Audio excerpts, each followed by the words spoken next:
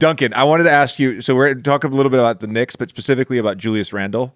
Also a beneficiary of coming on the show. You know, he came on the show talking about wanting to be a first-time All-Star. He made a first-time All-Star. Then they go on a big win streak. He's playing the best basketball of his career.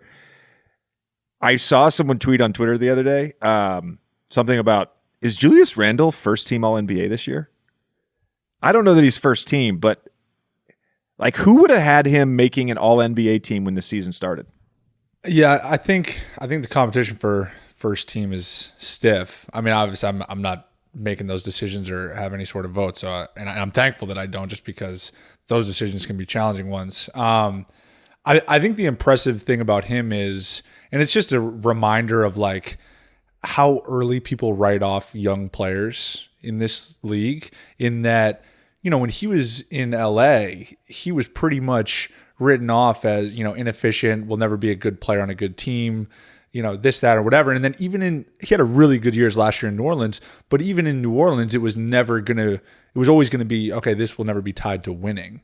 It's been incredibly impressive to see what he's doing. I mean, the thing that's crazy to me, you look at his shooting splits. That's the thing that jumps out to me the most. I mean, he's averaged, I think he's around like 23 a game or something like that. I think he had done something similar in New Orleans before, but it's the efficiency and it's the impacting winning that I think is sticking out the most to me. I mean, obviously it's not single-handedly because they have a great system, first of all, but also good players around him.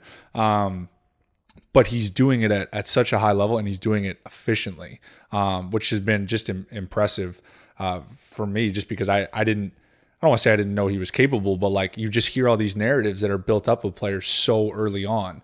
It's cool to see him kind of rewrite that. It's amazing what being a 40% three-point shooter does for the rest of your game.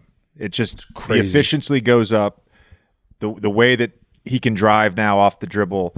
He just had a monster game against us. That year in New Orleans, I don't have his numbers in front of me, but I know he averaged, let's call it like 20 and 10. Yeah. Coming off that year, he hits free agency, and you know, he basically signs a 3 for $60. But the third year, like, next year's contract is not fully guaranteed. Think about that. He could be all NBA this year with a non-guaranteed deal for next year. The other thing, and I should have mentioned this beforehand, that's really impressed me too, is his ability to pass. That is something I did not know. And obviously that comes with getting double teams and being able to play make. You obviously just get challenged in that way. But I think he's around, like 6 assists a game, or at least close to it. So those two, the efficiency and the passing and playmaking, I've just been impressed by.